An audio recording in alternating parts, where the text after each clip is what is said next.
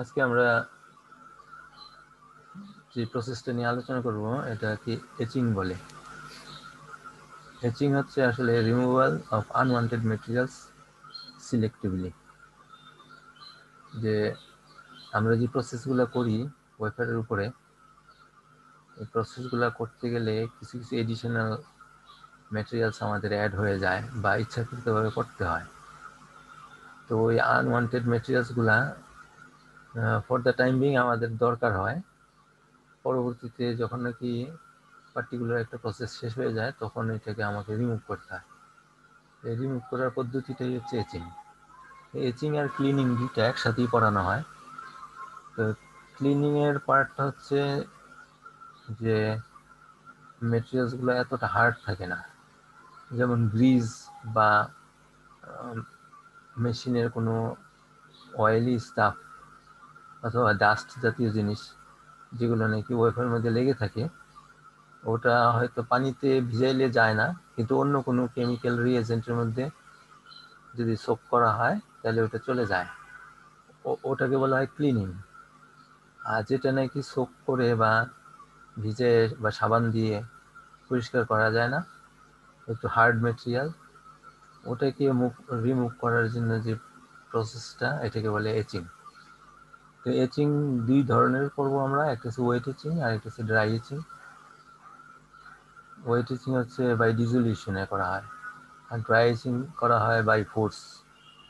আর chemical reagent use করলেও এটা wet reagent না, ড্রাই রিএজেন্ট ইউজ করা হয়। ওয়েট এচিংয়ে তিনটা প্রসেস হয়। একটা হচ্ছে অক্সিডেশন। প্রথম অক্সিডেশন করে আমাদের যে মেটেরিয়ালসটাকে রিমুভ করতে হবে ওইটাকে অক্সিডাইজ করা হয়। তারপরে এটা ডিজলিউশন, ওই অক্সাইডটাকে গলায় ফেলা হয়। গলায় ফেলে তারপরে যখন নাকি অক্সাইডটা ডিজলভ হয়ে গেল তখন এটাকে রিমুভ করতে হবে।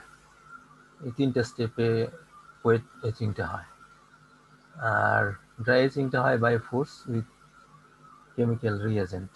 তো এইটা তিন ধরনের আছে, একটা হচ্ছে আয়ন মিলিং, একটা হচ্ছে স্পটারিং, আর হচ্ছে আরআই, রিয়েক্টিভ আয়ন এচিং। তো স্পাটারিংটা আমরা পড়ছি আগে, স্পাটারিংটা আমরা মেটালাইজেশনের মধ্যে পড়ছি, ডিপোজিশনের একটা পার্ট মেটালাইজেশন, ওটার মধ্যে আমরা স্পাটারিংটা পড়ছি। স্পাটারিং দিয়ে ওখানে আমরা মেটালের শেপ তৈরি করছি, আর এখানে একই স্পাটারিং দিয়ে ওই মেটালের শেপটাকে ডেস্ট্রয় করে দেব। আর ড্রাই এচিং এর অ্যাডভান্টেজ হচ্ছে কোনো কেমিক্যাল ওয়েস্ট বা ডিসপোজাল বাই প্রোডাক্ট তৈরি হয় না। এখানে ডিজলিউশনের মধ্যে যেরকম নাকি বাই প্রোডাক্ট তৈরি হয়, ওয়েট এচিংয়ে এখানে কোনো বাই প্রোডাক্ট তৈরি হয় না। আর এটা যেহেতু ফোর্স করে করা হয় এই জন্য এটা রিয়াকশানের উপর নির্ভর করে না, আমার ডিরেকশনের উপর নির্ভর করে। যে কেমিক্যালটাকে আমি পাঠাইতেছি কোন ডিরেকশনে পাঠাইতেছি এটার উপর নির্ভর করে যে এটা এচিং হয় ফোর্সের মাধ্যমে। আর এটা হচ্ছে রিয়াকশান, ওয়েট এচিংটা হচ্ছে রিয়াকশান। তো রিয়াকশান করতে গিয়ে আমার পার্টিকুলার যেই জায়গাটাতে আমরা যাচ্ছি এটা ওটাতেও করে আর আশেপাশেও কিছুটা করে ফেলে, কিন্তু ড্রাই এচিং এটা আশেপাশের কোনো নষ্ট করতে পারে না, আর লো টেম্পারেচারে করা যায়। আর ওয়েট এচিং একটু রিমুভালের সময় টেম্পারেচারটাকে একটু বাড়াই দিতে হয়, তাইলে ডিজলিউশনটা একটু থিনার হয়, থিনার হইলে তাহলে রিমুভ করতে সহজ হয়। আর ডিসঅ্যাডভান্টেজ হচ্ছে সাইড ওয়াল তৈরি হয় আর এজ প্রোফাইল হয়, এগুলো আমরা শেষের দিকে ডিসকাস করব। এচিং রেট হচ্ছে যে আমার এচিংটা কত দ্রুত হচ্ছে, মানে রিমুভালের পার্টটা কত দ্রুত হচ্ছে, কত কত কত মাইক্রন করে আমরা রিমুভ করতে পারতেছি। তো এটা তিনটা পার্টের উপর নির্ভর করে। একটা হচ্ছে মুভমেন্ট অফ দ্য এজেন্ট, তার মানে আমরা এই অক্সিডেশন করার জন্য যে রিএজেন্ট দিচ্ছি এই রিএজেন্টটা আমার ওই পার্টিকুলার মেটালের সাথে রিয়াকশন করার জন্য ওই মেটালের অ্যাটাচমেন্টে আসতে যে সময়টা সেটা হচ্ছে movement of the agent. Agent হচ্ছে যে আমার যে কেমিক্যালটা দিয়ে আমি ম্যাটেরিয়ালসটাকে অক্সিডাইজ করব ওটা হচ্ছে এজেন্ট। এই চেনটাকে ওই ম্যাটেরিয়ালস পর্যন্ত পৌঁছানোর যে সময়টা, এইটার উপরে এচিং রেটটা নির্ভর করে। Reaction with the exposed area, এখন এই এজেন্টটা গিয়ে এই ম্যাটেরিয়ালসটার সাথে মিললো, এখন রিঅ্যাকশন হইতে কতটুকু সময় লাগে, তো এই রিঅ্যাকশনের উপরে নির্ভর করে এচিং রেটটা। আর removal of the by product, তারপরে আমার যখন নাকি ফাইনাল যেটা হলো এটাকে রিমুভ করতে হবে, এই রিমুভ করতে যে সময়টা লাগে এইটার উপরে রেটটা নির্ভর করে। এই রেটটা তিনটা পার্টের উপর নির্ভর করে। একটা হচ্ছে কন্ট্যাক্ট করা, এজেন্টটাকে কন্ট্যাক্ট করা, তারপরে রিঅ্যাকশন করা, আর এটা রিমুভাল। তো এই তিনটার মধ্যে যেটা নাকি স্লো, রেটটা ওইটার উপর ডিপেন্ড করে। যদি দেখা যায় যে রিঅ্যাকশনটা সবচেয়ে সময় লাগতেছে, তাহলে আমরা এজেন্টের পরিমাণ বাড়াইলেও কোনো কাজ হবে না, কারণ রিঅ্যাকশনটা তো স্লো। তো যার জন্য রেট বাড়াইতে হলে আমাকে রিঅ্যাকশন রেটটাকে বাড়াইতে হবে। তো এই জন্য ক্যাটালিস্ট ইউজ করে এগুলো করা হয়। আর ডিগ্রেডেশন হয় কিভাবে, রেটটা ডিগ্রেড করে কিভাবে, দুইটা কারণে করে। একটা হচ্ছে যে কিছু বাই প্রোডাক্ট তৈরি হয় যেগুলো নাকি বাবল আকারে, ওই বাবলগুলা এই ম্যাটেরিয়ালসটার সাথে এজেন্টের একটা সেপারেশন তৈরি করে ফেলে। সেই জন্য বাবলটাকে রিমুভ করার জন্য একটা কাজ করতে হবে। আর একটা হয় স্কামিং।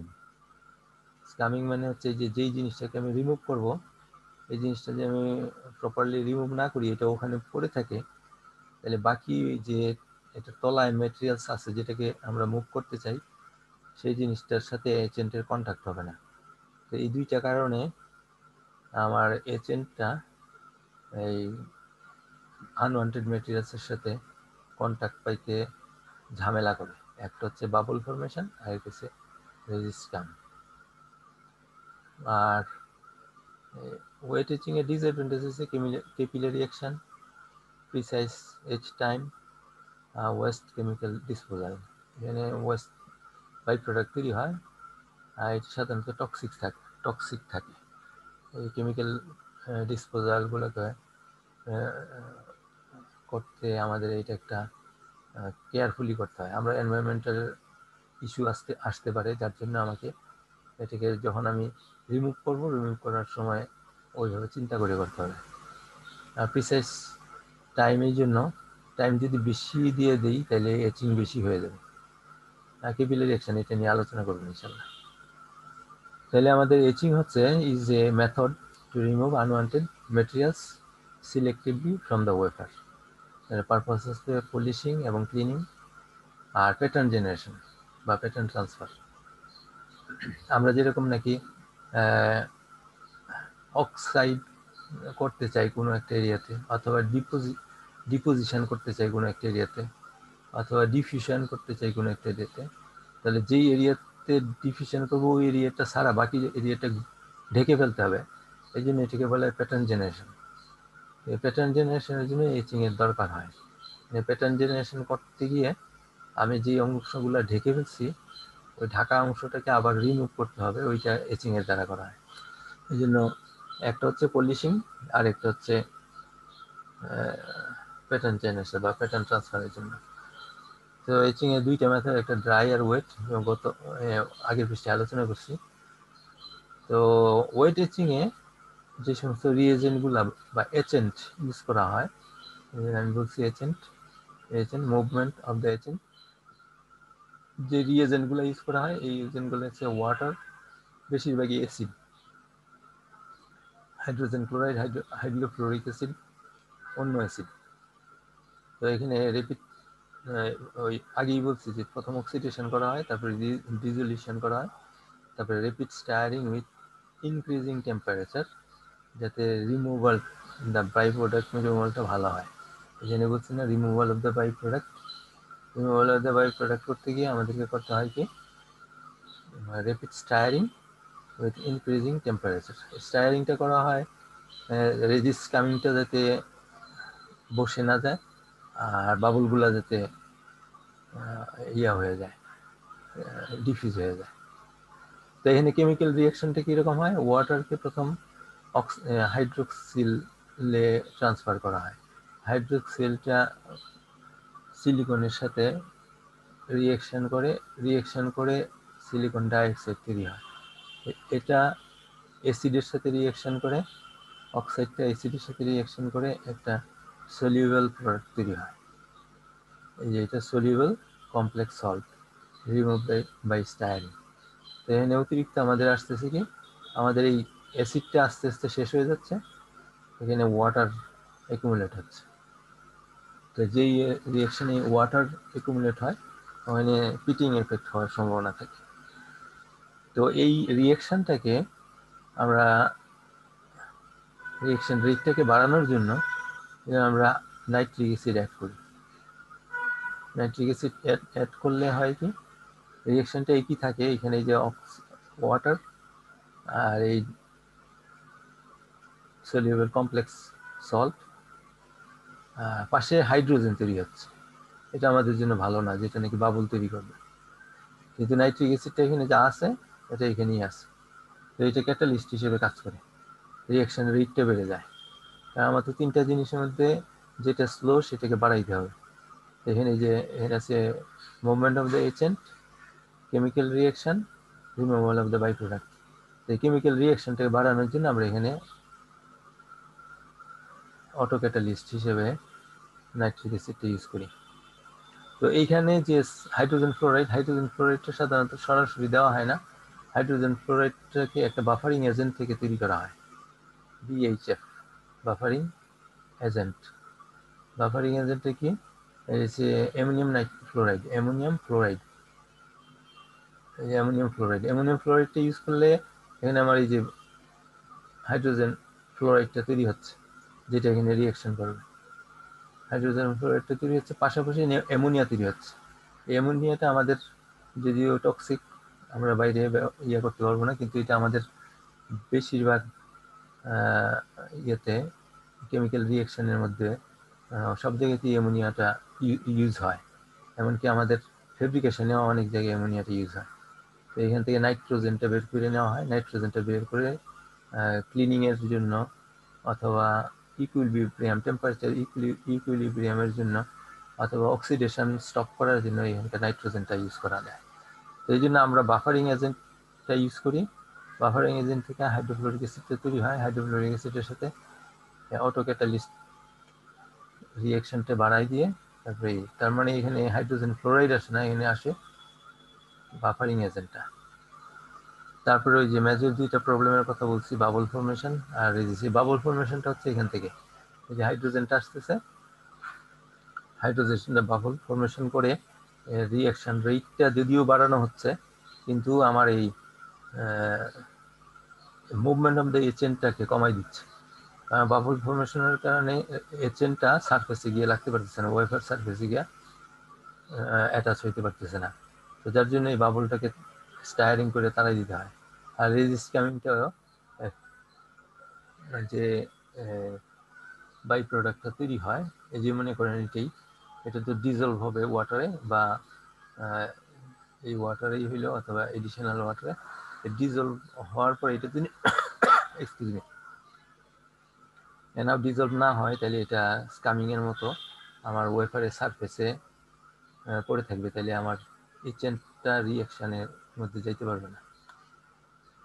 তো এইগুলো আমাদের ওয়েট এচিংয়ের এখানে কিছু আছে, সিলেক্টিভ এচিং, এটা আপনারা বইতে দেখতে পাবেন, এটা নিয়ে খুব একটা আলোচনায় যাব না। আর ওয়েট এচিংয়ের এই তিনটা মেজর প্রবলেম, একটা হচ্ছে ক্যাপিলারি অ্যাকশন। ক্যাপিলারি অ্যাকশনটা কি, ক্যাপিলারি অ্যাকশন হচ্ছে আমি যেই জায়গাটায় এচিং করবো, এই পুরোটা ছিল ওয়েফারের সারফেস, ওয়েফারের সারফেসের মধ্যে আমি এই যে সাদা অংশটা হচ্ছে আমার রেজিস্ট মানে এই অংশটা দিয়ে আমি ওয়েফারটাকে ঢেকে দিছি, আর এইটুক জায়গা খোলা। তারপরে এর উপরে আমি রিএজেন্টটা দিছি, এর উপরে রিএজেন্টটা দেওয়ার কারণে এটা রিয়াকশন হয়ে এখানে আনওয়ান্টেড মেটেরিয়ালসটা চলে গেছে। তো আনওয়ান্টেড মেটেরিয়ালসটা আমাদের যাওয়ার কথা ছিল এইখান থেকে সোজা এই স্ট্রেইট এই দিকে, আর এখান থেকে সোজা স্ট্রেইট এই দিকে নিচের দিকে নামবে, কিন্তু এখানে করছে কি ডানে বাইরে ঢুকে গেছে। কারণ এই রিয়াকশন তো আমরা আটকে রাখতে পারবো না, শুধু উপরের অংশটাতে যেহেতু রেজিস্ট আছে এই জন্য এটাতে কিছু করতে পারে নাই, কিন্তু এটার তল দিয়ে এটা ডানে বায়ে চলে গেছে। এই যে তল দিয়ে ডানে বায়ে চলে যাওয়া, এটা উচিত ছিল আসলে এইভাবে স্ট্রেইট এভাবে নিচের দিকে নামা, এখান থেকে স্ট্রেইট নিচের দিকে নামা, তাহলে আমার এটা একটা সুন্দর ওপেনিং হতো এরকম। কিন্তু এটা না হয়ে এখানে এই জায়গাটা বাঁকা হয়ে গেছে। তো এটা কি বলে ক্যাপিলারি অ্যাকশন, যে আমরা এটা চাই নেই। তো এই কারণে আমাদের শেপটা চেঞ্জ হয়ে গেছে, অথবা যতটুকু এচিং করা দরকার ছিল তার চেয়ে বেশি হয়ে গেছে, অথবা শেপের সাইজটা বা শেপটা ডিফারেন্ট হয়ে গেছে। তো এটা একটা প্রবলেম ক্যাপিলারি অ্যাকশন। আর একটা প্রবলেম হচ্ছে টাইম, প্রিসাইজ এচিং টাইম। আমার যদি এচিং টাইমটা যদি বেশি থাকে, তাহলে এই যে এখানে তো রিয়েজেন্টগুলো আছে, রিয়েজেন্টগুলো করবে কি রিয়াকশন করে করে এখান থেকে এটা আরো বেশি ভিতর দিকে আরো বেশি চলে যাবে। তা আমার যতটুকু ডেপথ পর্যন্ত এচিং করা দরকার ছিল তার চেয়ে বেশি এচিং করে ফেলবে। এই জন্য টাইমটাকে মেনটেন করতে হয় খুব প্রিসাইজলি। এটা একটু কঠিন ব্যাপার, কিন্তু but we have to be careful, এই যে টাইমিংটা যাতে প্রিসাইজ হয়, আর নাহলে ওয়াইডার এচিং হয়ে যাবে যতটুকু দরকার তার চেয়ে। আর এই ওয়েট এচিংয়ে সবসময় বাই প্রোডাক্ট তৈরি হয় টক্সিক, যেগুলো আমাদেরকে এখান থেকে রিমুভ করতেই হবে। এটা একটা নেগেটিভ দিক। তো এই জন্য করা হয় কি ড্রাই এচিংয়ে আমাদের সুবিধা কি, কোনো কেমিক্যাল ওয়েস্ট নাই। তারপরে আমাদের এই যে এখানে যে ক্যাপিলারি সমস্যা নেই, ডিরেক্ট হাইলি ডিরেক্টেড, তো একদম এচিংটা সুন্দরভাবে হয়। আর এখানে কোনো টেম্পারেচারের প্রয়োজন হয় না, ওইটাতে যেরকম ওয়েস্ট মেটেরিয়ালসটা যাতে স্কামিংটা যাতে থিনার থাকে, পাতলা থাকে, যার জন্য টেম্পারেচার দিতে হয়, এখানে আমাদের টেম্পারেচার দরকার হয় না।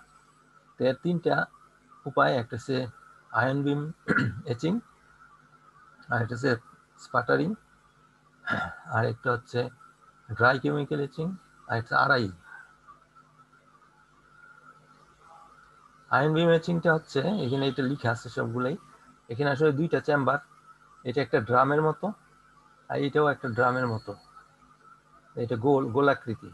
তো এটার মধ্যে মাঝখানে এই ড্রামের সেন্টারে একটা ক্যাথোড থাকে, এই ক্যাথোড থেকে আমাদের আর এদিকে থাকে অ্যানোড, এখানে এই দুই পাশে থাকে অ্যানোড ড্রামের মতো সিলিন্ডারের মতো, আর মাঝখানে এটা একটা ডিস্কের মতো ক্যাথোডটা থাকে।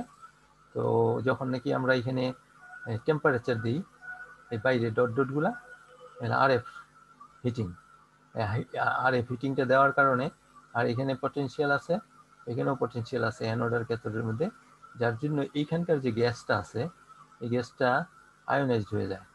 এই গ্যাসটা আয়োনাইজড হয়ে যাওয়ার ফলে আয়নগুলা এদিকে আকৃষ্ট হয়, কারণ এখানে কিছু পটেনশিয়াল আছে। এই যে যেই এগুলো হচ্ছে ওয়েফার, এই ডটগুলা যে এগুলো হচ্ছে ওয়েফারগুলো একটা সাপোর্টের মধ্যে আছে, সাসেপ্টর বলা হয়, এই সাসেপ্টরটাকে ঘোরানো হচ্ছে। আর এইখানে আমাদের একটা সিব আছে, এটা হচ্ছে ডটের, এই ডটেরটা হচ্ছে একটা সিবের মতো, চালনির মতো। তো চালনির ফুটো দিয়ে এখানকার যে আয়নগুলো আছে এই আয়নগুলো এইদিকে আকৃষ্ট হয়।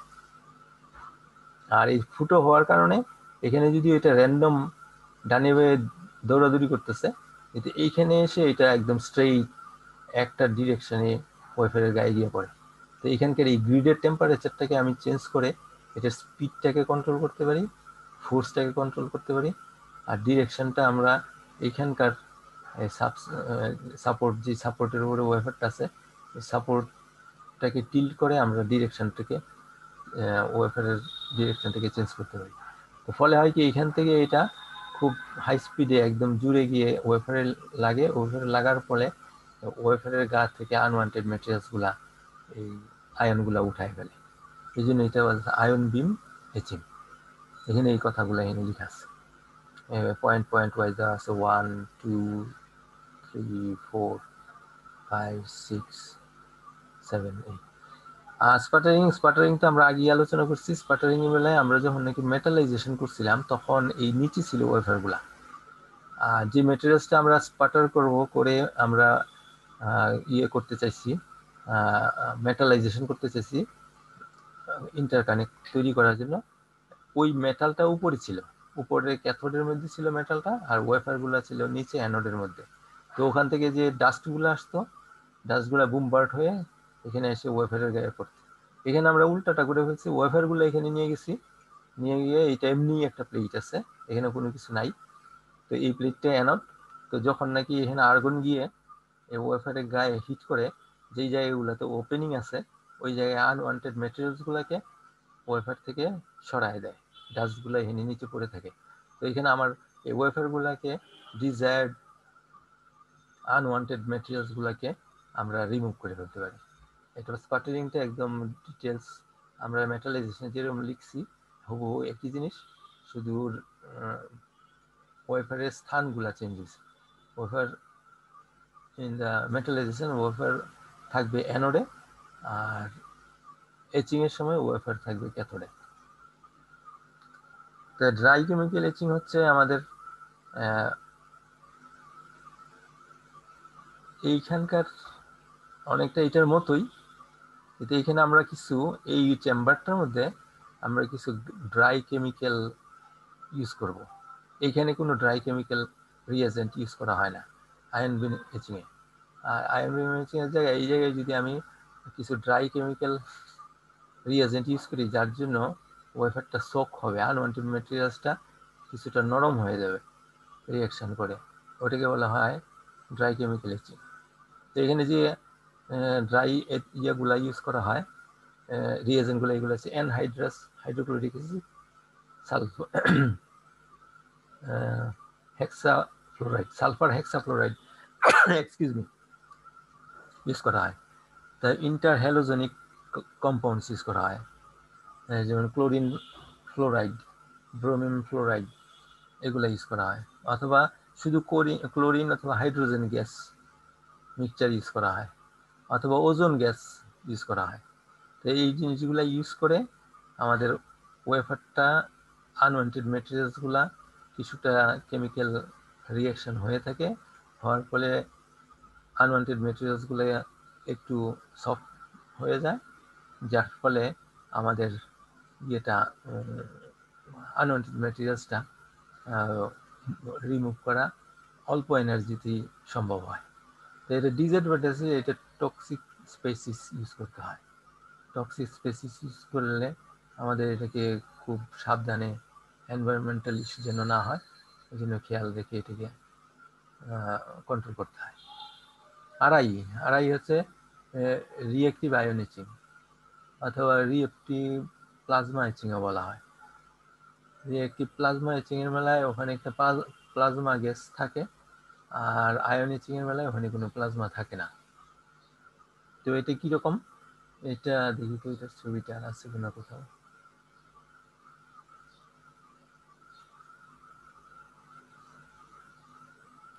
না নাই, ওই ছবিটাই দেখাইতে হবে। এখানে আমাদের দুইটা প্লেট থাকে, এই যে উপরের প্লেটটা আপার প্লেট, আপার ইলেকট্রোড, আর নিচের প্লেটটা হচ্ছে লোয়ার ইলেকট্রোড। দুইটার মধ্যে একটা পটেনশিয়াল থাকে, আর এর মাঝখানে যদি আমি এখন এই গ্যাসটা দিই, এই গ্যাসটা আয়োনাইজড হয়ে আপার প্লেটের থেকে লোয়ার প্লেটের দিয়ে ইয়া হয়, হাই স্পিডে মুভ করে। তো এইখানে এই জন্য আপার প্লেটের উপরে আমরা ওয়েফারগুলা দিয়ে দিই। এই যে ওয়েফারগুলো আছে, এই যে ছোট ছোট দাগগুলা, এগুলো হচ্ছে ওয়েফারগুলা। এই ওয়েফারগুলো এখানে বসানো থাকে, আর এদিক দিয়ে আমাদের গ্যাসটা দেওয়া হয়।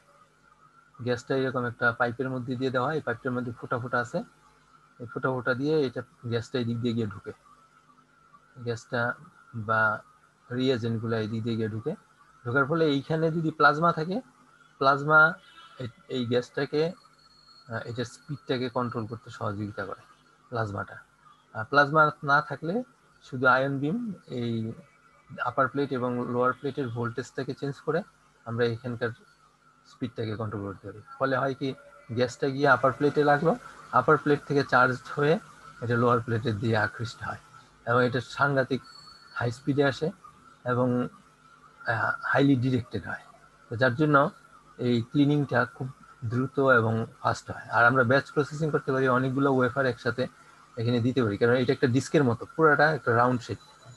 তো রাউন্ড শেপের মধ্যে আমরা অনেকগুলো ওয়েফার একসাথে দিতে পারি। আর এই দিক দিয়ে আমাদের যে এক্সট্রা রিয়েজেন্টগুলো, এই এক্সট্রা রিয়েজেন্টগুলো পাম্প করে বের করে নিয়ে আসি। তো এখানে এইটাই এখানে বলা হয়েছে, আড়াই বিভিন্ন স্টেপগুলো বলা হয়েছে, এখানে জিনিসটা লিখে দেওয়া আছে পরপর করে। এই 3 ধরনের হচ্ছে আমাদের ড্রাই এচিং। আরেকটা হচ্ছে এখানে বলা হয় যে যে প্লাজমাটাকে কেন ইউজ করা হয়। প্লাজমাটা হচ্ছে ম্যাটারের ফোর্থ স্টেট। ফোর্থ স্টেট বলতে কি, একটা হচ্ছে কি যে আমাদের ইলেকট্রন আছে, আর একটা আয়ন আছে, আর একটা হচ্ছে রেডিক্যাল, আর ফোর্থ স্টেটটা হচ্ছে এই সবগুলার কম্বিনেশন। এই সবগুলার কম্বিনেশন। আয়নটার মধ্যে চার্জ আছে, নিউট্রাল না। আর হ্যাঁ, ইলেকট্রনটা এবং আয়নটা দুইটাই নিউট্রাল না, এগুলোর মধ্যে চার্জ আছে। কিন্তু রেডিক্যালটার মধ্যে কোনো চার্জ নেই। তার মানে রেডিক্যালটার মধ্যে আমি যে ফোর্সটা দিব, ওই ফোর্সটা সরাসরি আমার আনওয়ান্টেড মেটেরিয়ালসটাকে রিমুভ করার জন্য আমরা খুব সহজে ক্যালকুলেট করতে পারবো। কিন্তু যখন নাকি চার্জ থাকে, চার্জের কারণে নিজস্ব একটা অ্যাট্রাকশন তৈরি হয়, আমার ফোর্সের সাথে এডিশনাল চার্জিং ফোর্স এসে পড়ে। তো যার জন্য অনেক সময় দেখা যায় যে আমাদের এচিংটা কন্ট্রোলের 100% কন্ট্রোল করা কঠিন হয়ে যায়। তো যার জন্য এই প্লাজমা পদ্ধতিতে ফোর্থ স্টেট ম্যাটার রেডিক্যাল দিয়ে, যেটা নাকি নিউট্রাল, রেডিক্যাল দিয়ে করা হয়। তো এই রেডিক্যালটা তৈরি করার জন্য দুই ধরনের প্লাজমা তৈরি করার জন্য দুই ধরনের, একটা হচ্ছে ক্যাপাসিটিভ আর একটা হচ্ছে ইন্ডাকটিভ। ক্যাপাসিটিভটা হচ্ছে এই যে যেটা নাকি আমরা এখন আলোচনা করলাম, দুইটা প্লেট থাকবে ক্যাপাসিটিভ প্লেটের মতো। আর এটা হচ্ছে ইন্ডাকটিভ। ইন্ডাকটিভটা হচ্ছে কি, আমরা এরকম টুপির মতো একটা চেম্বার তৈরি করব, আর এটার চারিদিকে আমি ইলেকট্রিক ওয়্যার দিয়ে পেঁচাই দিব, ফলে ইলেকট্রোম্যাগনেটিক ফিল্ড তৈরি হবে। ইলেকট্রোম্যাগনেটিক ফিল্ড তৈরি হওয়ার কারণে এখানকার যে রিএজেন্ট আছে, ওই রিএজেন্টটাকে এই ইলেকট্রোম্যাগনেটিক ফিল্ডের কারণে এটা ফোর্স করে নিচের দিকে চাপাই দিবে। তো ফলে এইখানে যে ওয়েফারগুলো আছে, ওয়েফারগুলোতে হিট করবে। তো একটা হচ্ছে ক্যাপাসিটিভ আড়াই, আর একটা হচ্ছে ইন্ডাকটিভ আড়াই। ক্যাপাসিটিভ আড়াইতে সরাসরি প্লেটের মধ্যে আমার পটেনশিয়াল অ্যাপ্লাই করতে হয়, আর এখানে আমরা চেম্বারটার বাইরে দিয়ে পটেনশিয়াল অ্যাপ্লাই করতেছি, কিন্তু চেম্বারটার মধ্যে এখানে কোনো প্লেট নাই যেখানে নাকি আমার রিয়েজেন্টগুলো সরাসরি টাচ করতেছে, এরকম কোনো জায়গায় নেই। কিন্তু এখানে ইলেকট্রোম্যাগনেটিক ফিল্ড তৈরি হচ্ছে, ওই ফিল্ডের কারণে আমার প্লাজমাগুলা একটা ফোর্স হচ্ছে, হয়ে তারপরে আনওয়ান্টেড ম্যাটেরিয়ালসগুলোকে দূর করতেছে। তো এইখানে স্টেপ বাই স্টেপ এই কথাগুলো বলা হয়েছে। নিড অ্যান্ড এচিং গ্যাস, এটাকে ক্লোরিন ফ্লোরাইড সাধারণত ইউজ করা হয় প্লাজমা এচিং এর জন্য। এস্টাবলিশ এ গ্লো ডিসচার্জ, এখান থেকে এই প্লাজমার গ্লো ডিসচার্জ হয় এটা, নাইলে এইখানে যেটা নাকি গিয়ে হিট করবে। রিঅ্যাক্টিভ স্পেসিস, যেমন ফ্লোরিনটা রিঅ্যাক্ট উইথ দ্য সাবস্টেট, এটা কিন্তু পজিটিভও না নেগেটিভও না, এটা একটা radical. Pump away the volatile byproduct, তারপরে ক্লিন দ্য প্রসেস, তারপরে কম্পিটিবল উইথ অটোমেশন, এটা সহজেই অটোমেশন করা সম্ভব। Anisotropic etching, precise pattern transfer in the nano scale, খুব ছোটো লেভেলেও এই করা যায়, এচিং করা সম্ভব, যার জন্য প্রিসাইজ ট্রান্সফার করা যায়, প্যাটার্ন ট্রান্সফার। আর রিয়াকশনটা হচ্ছে ক্লোরিন ফ্লোরাইডটা এই ওই ফিল্ডের ইলেকট্রনের সাথে রিয়াকশন করে দুইটা ইলেকট্রন তৈরি হইল, আর এখানে ফ্লোরিনটা ফ্রি হয়ে গেল, আর এটা আয়ন তৈরি হইল। সিলিকনের সাথে ফ্লোরিনের রিয়াকশন হলে ফ্লোরিন সিলিকেট তৈরি হলো। আর এখানে এই অংশটা, উপরের অংশটা কীভাবে হয়, এর সাথে এটা যোগ হয়ে ফ্লোরিন ট্রাই করে ফ্লোরাইন, তারপরে ইলেকট্রনটা থাকে, এটা ডিসোসিয়েটিভ, মানে ডিটেলস কেমিক্যাল রিয়াকশনটা বলা হচ্ছে আর কি। এটা আবার এই ইলেকট্রনের সাথে রিয়াকশন করে এটা একটা ইলেকট্রন ছেড়ে দিয়ে এখানে পেয়ার অফ ইলেকট্রন হইলো দুইটা, এই জন্য এখানে দুইটা পেয়ার অফ ইলেকট্রন হইলো, আর এটা আয়ন হিসেবে হয়ে গেল। তো আমরা ক্লোরিন ফ্লোরাইডের জায়গায় অন্য কিছু ইউজ করতে পারি, ইচেন গ্যাস হিসেবে অন্য কিছু ইউজ করতে পারি, করে তারপরে করতে পারি। তো এটা দ্বারা করলে সবচেয়ে ভালো দিক হচ্ছে কি, যেহেতু আমাদের এটা রেডিক্যাল রেডিক্যাল রেডিক্যাল হওয়ার কারণে আমার ফোর্সটা খুব প্রিসাইজ হয় এবং আনওয়ান্টেড মেটেরিয়ালটা খুব প্রিসাইজলি আমরা রিমুভ করতে পারি, ফলে আমার প্যাটার্নটা আমাদের খুব পছন্দ মতো আমরা যেরকম চাই ওরকম করতে পারি। তো এই জন্য ছোট ছোট যে এখন তো 3 ন্যানোমিটার প্রসেস চলে আসছে, এইরকম ছোট ছোট জায়গাতেও আমরা এগুলো ইউজ করতে পারি।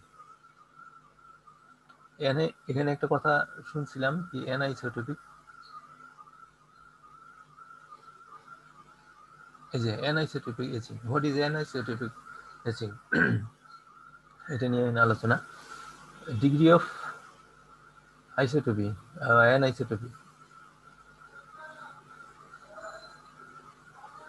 তা আমরা চাই কি, আমরা চাই যে আমাদের যখন নাকি এচিং হয়, এই যে এইটা রেজিস্টটা দিয়ে আর বাইরের দিকে সব আমরা এচএন দিয়ে দিছি, এচএনটির মধ্যে দিয়ে দিছি। এচএন দেওয়ার কারণে এটা করছে কি পাশের সবগুলাকে গলায় ফেলছে।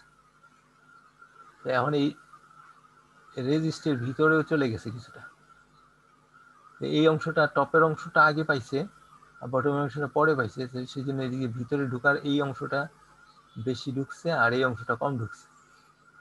এই যে চেঞ্জটা, এটা কি হচ্ছে অ্যানাইসোটোপি।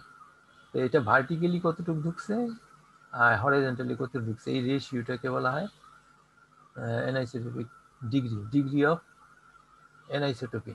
ডিগ্রি অফ অ্যানাইসোটোপি হচ্ছে এ হচ্ছে 1 minus VH minus VB, VV হচ্ছে ভার্টিক্যালটা আর ভিএইচটা হচ্ছে হরিজন্টালটা। তো এটা যদি আমি এটা করি VV minus VH divide by VB, মানে ভিবি কতটুকু হয়েছে আর ভিএইচ কতটুকু হয়েছে, এটা ডিফারেন্সটাকে ভিবি দিয়ে ভাগ করলে ওইটাকে বলা হয় ডিগ্রি অফ অ্যানাইসোটোপি। তা আমরা চাই এই জিনিসটা জিরো থাকুক, আমরা চাই এই জিনিসটা জিরো থাকুক, এই জিনিসটা জিরো থাকলে তাহলে এ ইকুয়ালস টু হবে 1। তো ডিগ্রি অফ অ্যানাইসোটোপি 1, যতটুকু সম্ভব 1 এর কাছে আনার চেষ্টা করা। যে ভিবিএইচ যদি অনেক ছোট হয় ভিবি এর জন্য, তাহলে এটাকে প্রায় 1 ধরা যায়। তারপর আমরা ভিবিএইচ হরাইজন্টালি যে ইয়া হচ্ছে এচিং হচ্ছে, ওই হরাইজন্টাল এচিংটাকে আমরা জিরো করে দিতে চাই। তো এটাকে বলে ডিগ্রি অফ অ্যানাইসোটোপি। ফর আইসোটোপি এটা হবে 0। যদি ফুললি আইসোটোপি হয় দেখা যাবে যে যতটুকু নাকি ভার্টিক্যালি হয়েছে ততটুকু হরাইজন্টালি হয়েছে, যে এটা যতটুকু এদিকে ভিতরে ঢুকছে এদিকে ততটুকু এদিকে ভিতরে ঢুকে গেছে, সমান যদি ঢুকে যায় তাহলে তখন এটাকে বলে আইসোটোপি। তার মানে যেই জায়গায় একটা রিয়েজেন্ট আছে এই রিয়েজেন্টটা চারিদিকে সমানভাবে অ্যাকশন করবে, নিচের দিকে যতটুকু অ্যাকশন করবে ডাইনেও ততটুকু অ্যাকশন করবে বাইরেও ততটুকু অ্যাকশন করবে, ওই রিয়েজেন্টটা হচ্ছে আইসোটোপি, চারিদিকে যে একরকম করে। তো আমরা এটা চাই না, আমরা এটা পছন্দ করি কম, আমরা চাই যে ভার্টিক্যালি বেশি হোক। তো যার জন্য যদি এই যে ডিগ্রি অফ অ্যানাইসোটোপি যদি ছোট হয় তাহলে আমাদের প্যাটার্নগুলোর ইয়া খারাপ হয়ে যায়। এটা হচ্ছে যে অ্যানাইসোটোপির ব্যাপারটা বলা হয়েছে। আর শুরুতে একটা কথা বলছিলাম যে সাইড ওয়াল আর একটা হচ্ছে এজ প্রোফাইল। সাইড ওয়াল আর এজ প্রোফাইল দুইটা জিনিস ছিল, এই দুইটা জিনিস আছে ড্রাই এচিং এর বেলায়। এই দেখাই উপরে, তাহলে মনে পড়বে তোমাদের আবার।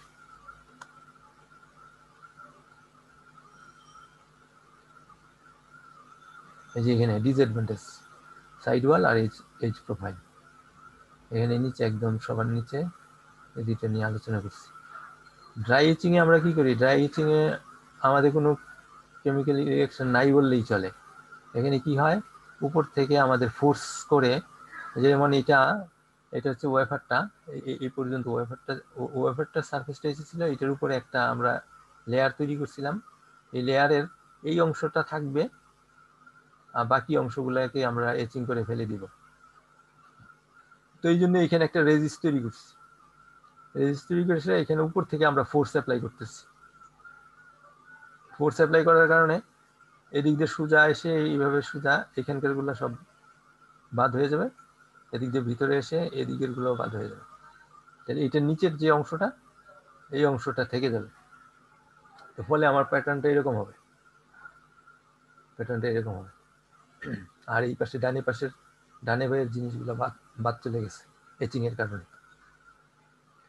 তো হুবহু এখানে যতটুকু আছে রেজিস্টটা হুবহু ততটুকু যদি সাইজটা হয় তাহলে আমাদের জন্য একদম এক্সাক্ট সাইজ হলো।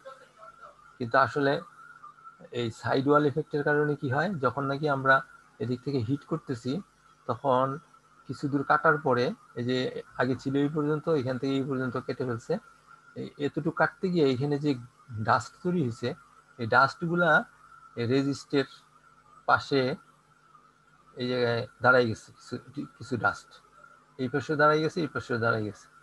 তো ফলে হচ্ছে কি রেজিস্টটা যতটুকু ওয়াইড ছিল তার চেয়ে বেশি ওয়াইড হয়ে গেছে সাইডে আমাদের ডাস্টগুলো অ্যাকুমুলেট হওয়ার কারণে। তো পরবর্তীতে যখন আমরা আরো হিট করতেছি তখন আসলে সাইজটা বড় হয়ে গেছে। তো এই জন্য এর ফলে হয় কি, এটা আস্তে আস্তে সিঁড়ির মতো হয়ে যায়, সিঁড়ির মতো আস্তে আস্তে সিঁড়ির মতো হয়ে যায়। তো যে জায়গায় নাকি একদম ভার্টিক্যাল হওয়ার কথা তা না হয়ে একটু টেপারিং হয়ে যায়, এটাকে বলে সাইড ওয়াল। আর একটা হচ্ছে এইচ প্রোফাইল। এইচ প্রোফাইলটা কি, আমাদের যে ডিরেকশনটা, এচিং এর ডিরেকশনটা, যে ফোর্সে আয়নগুলোকে পাঠানো হচ্ছে, আয়নগুলো সরাসরি ভার্টিক্যালি আসার কথা। যদি ভার্টিক্যালি আসে তাহলে তো ভালো, কিন্তু যদি আমার ওয়েফারটা এখানে বাঁকা হয়, ওয়েফারটা প্লেনার যদি না হয়, কোনো কারণে এখানে ওয়েফারে এখানে একটু বাঁকা আছে, তাহলে হবে কি, এখানে আয়নগুলো ডিরেক্টলি আসতেছে 100% ভার্টিক্যাল, কিন্তু এইখানে ওয়েফারটা যেহেতু বাঁকা এই জন্য এখানে ইনক্লাইন্ড অবস্থায় পড়তেছে। তো ইনক্লাইন্ড অবস্থায় পড়লে হয় কি, আমার যে রেজিস্ট আছে রেজিস্টের মাথাটাও খেয়ে ফেলে, আর এদিক দিয়ে ওয়েফারের মধ্যে যেখানে নাকি আমার প্যাটার্নের এইখানে গিয়ে এইটা নচ তৈরি করে হবে। কারণ এটা মনে করেন এইদিকে যদি ইনক্লাইন্ড হয়, এদিকে ইনক্লাইন্ড হয়ে এই কর্নারটাকে খেয়ে ফেলবে, যে আমার যে শেপটা হবে, শেপটা তৈরি হবে সুন্দরই, কিন্তু এখানে এসে ওয়েফারের ভিতরে একটা নচ তৈরি হয়ে যাবে, ওয়েফারটাকে একটু নষ্ট করে ফেলবে। এই নষ্ট করে ফেলাটাকে এটাকে বলে ট্রেঞ্চিং, এটাকে ফ্যাসেটিং। রেজিস্টটাকে নষ্ট করে বলে হয় ফ্যাসেটিং, আর ওয়েফারটাকে যে নষ্ট করে ফেলে এটাকে বলে ট্রেঞ্চিং। তো এইটা হচ্ছে এস প্রোফাইল। মানে এইটা হয় কি কারণে, একটা হচ্ছে ওয়েফারটা যদি প্লেনার না হয়, আর একটা হচ্ছে কোনো কারণে আমাদের যদি যে আয়নগুলা পাঠানো হচ্ছে ভার্টিক্যালি, আয়নগুলা যদি কোনো কারণে একটু ইনক্লাইন্ড হয়ে যায়। তো এই ড্রাই এচিং এ দুই ধরনের প্রবলেম হতে পারে, একটা হচ্ছে সাইড ওয়াল প্রবলেম আর একটা এজ প্রোফাইল প্রবলেম।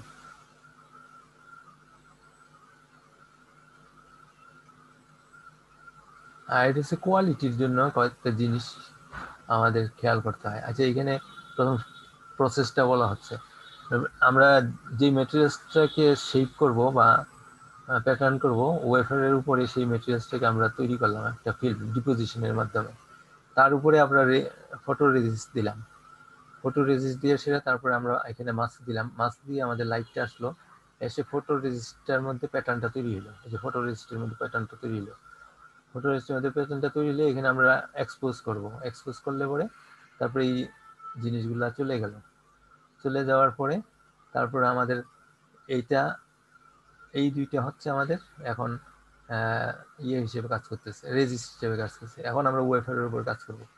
যদি আমরা এখানে এচিং করি, এই ওয়েফারের মধ্যে কোন কোন জায়গায় কিভাবে এচিং করতে হবে এটা বের করবো। তো এইখানে আমরা কোন কোন ফ্যাক্টরগুলো খেয়াল করব কোয়ালিটি মেনটেনের জন্য এচিং এর, একটা হচ্ছে uniformity across wafer or exposure. যে যখন এক্সপোজ করা হয় অথবা ওয়েফারের পুরো জায়গায় আমরা চাই যে সেম এচিং এ সেম রেটে সেম এইচ রেট থাকুক, এটা হচ্ছে ইউনিফর্মিটি, সব জায়গাতে একরকম হয়, এরকম যেন না ওয়েফারের মোটামুটি 90% জায়গা হচ্ছে প্লেন কিন্তু 10% জায়গা আছে নন প্লেনার, ওইটার কারণে আমাদের ইউনিফর্মিটি থাকবে না, তাইলে আমরা বলবো যে আমাদের এচিংটা এই কারণে ভালো হচ্ছে না। দ্বিতীয়টা হচ্ছে রেট, আমাদের রেটটা যত দ্রুত আমরা আনওয়ান্টেড ম্যাটেরিয়ালস থেকে সরাই ফেলতে পারি তত আমাদের জন্য ভালো। Should be fast but not beyond control, যে আমরা ফাস্টার তৈরি করব কিন্তু এত ফাস্টার না যে এখন ওই যে প্রিসাইজ টাইমিং, যে এত আমার এত ফাস্ট এচিং হচ্ছে, ওয়েট এচিং, যে টাইমটা যদি একটু বেশি হয়ে যায় তাহলে আমার কন্ট্রোলের বাইরে এটা এচ করে ফেলবে, এরকম যেন না হয়।